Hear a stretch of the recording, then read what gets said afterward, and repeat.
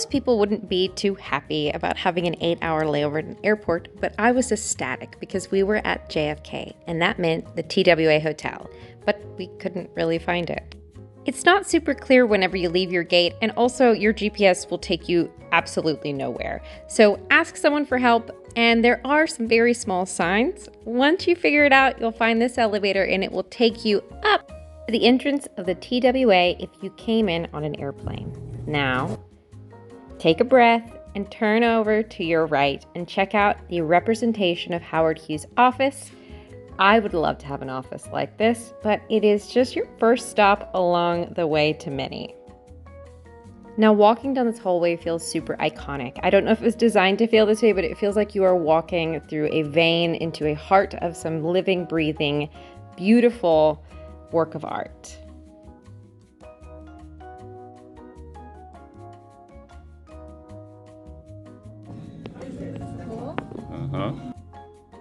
It's a surprisingly long walk, and you get used to just seeing the red, so when you step into the main room, it takes your breath away. There really is something magical about the light dancing on the concrete, the vintage 50s and 60s music, and the clacking of the old vintage time board that just transports you. Oh, wow.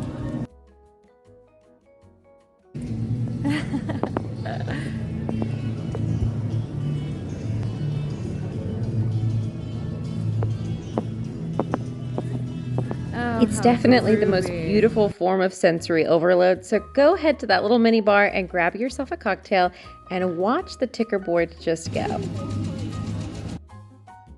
I really wish I didn't have to worry about copyright infringement and that I could just leave the original audio of the music and the sounds that you hear when you're here, but I don't want to have that happen. Our flight was incredibly early, so we arrived at JFK incredibly early. We were one of the first people to be eating at the Paris Cafe. I highly recommend you make reservations far enough in advance that you can guarantee yourself a table, because it is nice to have a scenic place to sit. The food quality is so much better than anything else you'll get in Terminal 5 anywhere, and the service is amazing. Oh, thank you. I love that they let us put our bags down. We actually left them there as we got to run around the whole TWA. The lady at the front desk was so sweet.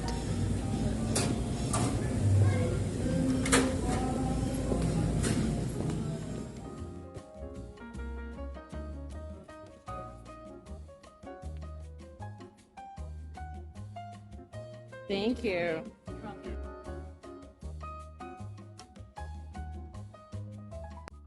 Just be prepared that the menus you see online may not be the same menus that you receive in person. When I looked online earlier, because I am a planner, I saw some items that I wanted to get, and they did have a few more gluten-free and allergy-free food items that were not available at the time. But what we ordered, I was totally satisfied with. I just wanted to let you know. And also, it's very difficult to get a hold of the restaurant. I called with some questions and I never really got through. So I'm going to try to answer the questions that I had in case you have the same ones. I'd highly recommend the cucumber martini, and also in the restaurant is only the place you can really get glassware.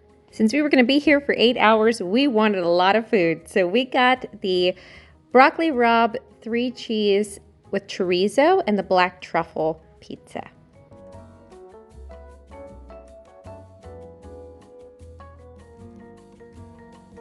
So one of my questions was about booking in the restaurant. So you see the Libsyn Lounge available whenever you're booking, and you also see the Paris Cafe. But there's no real way to know how they're all laid out and where you're gonna wind up sitting and what all that means, and if you can get seating at the bar area.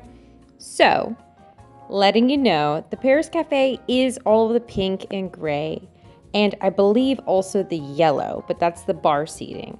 And you can reserve all of these tables for lunch and dinner. The Libsyn Lounge is only open, I believe, for dinner and for cocktails mostly. But having a reservation in the evening, I'm sure, is very important. Like I said, we were one of the first people there.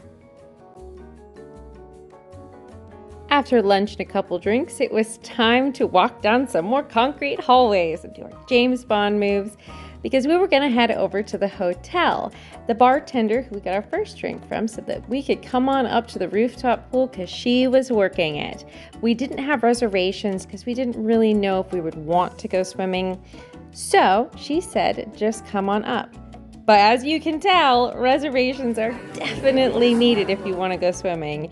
It is poppin'. $50 per adult for 1 hour and 45 minutes is pretty steep, which is why I'm really glad I'm just a friendly person and I got to come up here and look around. I wouldn't knock anyone for paying it, especially if you have a long layover. I will say the views are beautiful. The number one reason I didn't go swimming is that we were flying internationally and there's no way to shower off after you're done getting out of a highly chlorinated public pool, so I had to pass. I like the breeze. I will admit it is more than breezy. It is windy up here.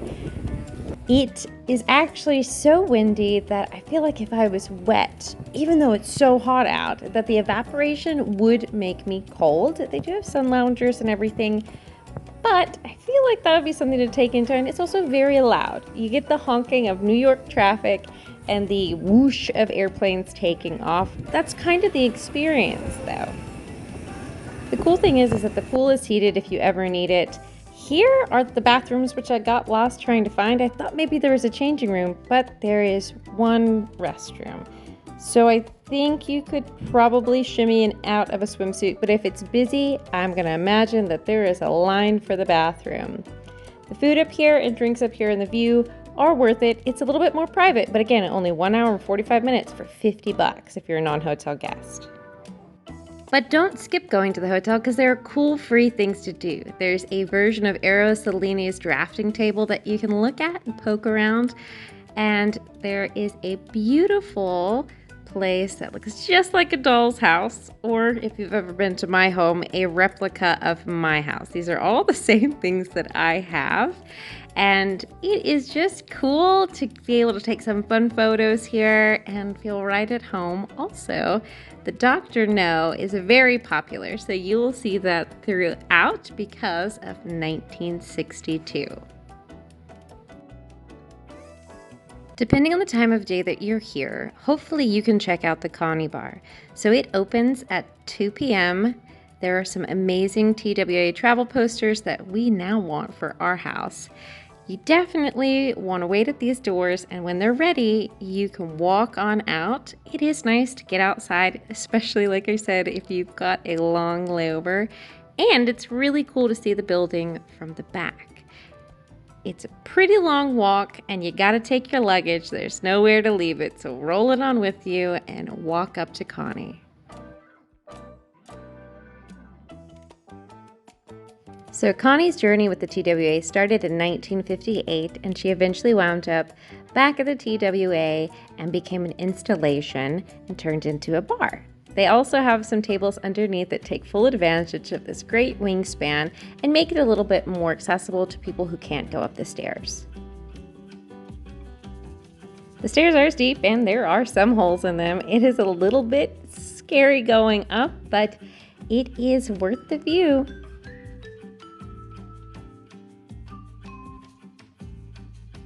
So to give Connie a little bit more of a cocktail vibe, they took out some of the original seats and put down the rows of seating along the side. They also took out some of the siding so you can see what an airplane is really made out of. And in the back is the bar.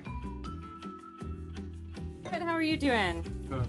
Could I get 2 dirty martinis? Sure.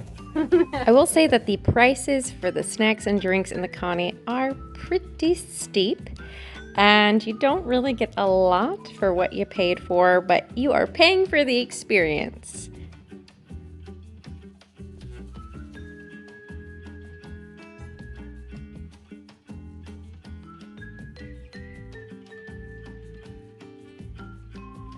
Once you have your drinks, you are free to take a seat or walk about the cabin.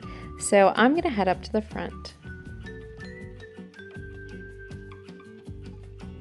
I love to take a look around the cockpit of an airplane, any airplane. Even as an adult, I still ask, but it is so interesting to see how much more is going on compared to the streamline of today. There are just so many buttons and toggles. The view out of the door is absolutely wonderful. It puts you on a whole nother level with the building. It really gives you a different appreciation for it. We enjoyed these lovely seats for only a little bit because there is no air conditioning in here and it is incredibly hot.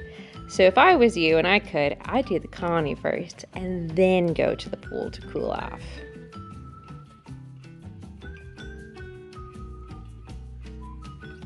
Luckily, the main building has plenty of air conditioning, so this is where you would check into your hotel. There's also a coffee bar that sadly was not open, but there are plenty of other places to get drinks and food. I'll talk about that later. But as we're cooling off, you can look at all these great old photos of all the celebrities that had involvement with TWA. This little cove right here by the check-in actually has outlets, so heads up if you need to charge your phone.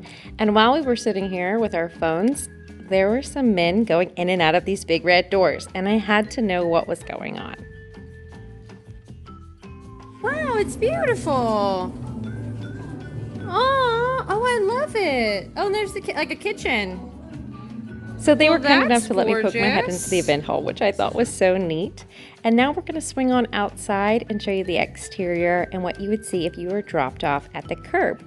I would highly recommend if you need to get to Terminal 5, you should just come through the TWA first. There's no traffic and nobody here. I also would highly recommend you stop at the food hall. That was the old ticketing counter, and get your food here because Terminal 5 in the modern airport part is like a madhouse. This place is really easy and accessible for food, and it's a lot more peaceful than going in to the main airport.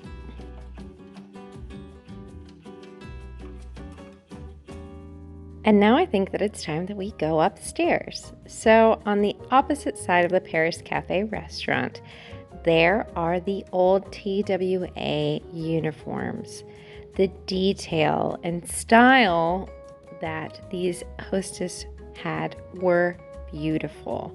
I spent quite a while looking through all of the uniforms and taking notes on the things that I loved that I would like to recreate sewing, and also the designers that they had who were designing these great outfits for these women. I can't believe that this is someone's uniform. I mean, look at that hat.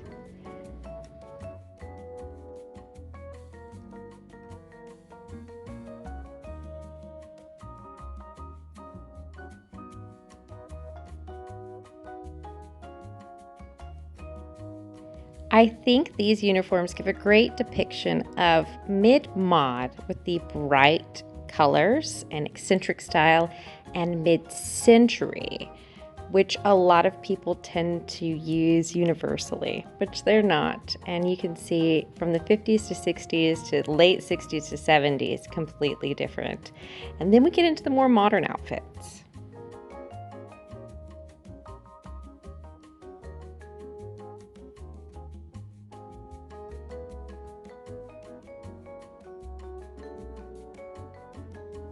I think we all recognize this as the universal pilot's outfit. I do think it's a little drab and boring compared to the older versions, but it is the modern era. I want to say that this is the one that I felt like I could wear all the time.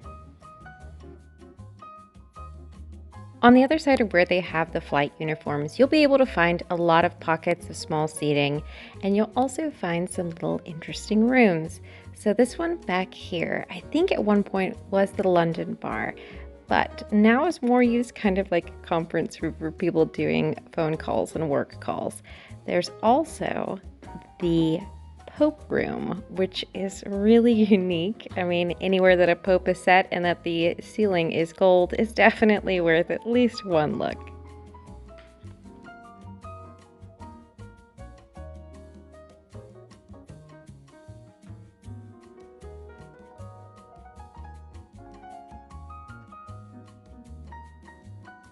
If you're looking for a quiet place to chill, check out this upper quadrant area. People aren't really noisy looking at the outfits, and this guy wasn't vacuuming for very long. But these cool little Zen gardens throughout, and it's just a nice view of that glass. But our favorite little place was tucked away just behind this pond.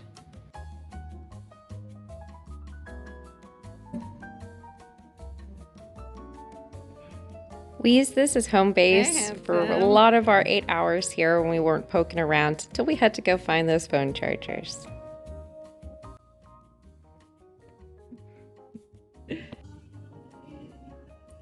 Alright guys, that has been my tour of the TWA at JFK, and next time you're in the airport, make sure to take a second to check it out. It was really groovy and absolutely worth the visit. Like always, take care and God bless.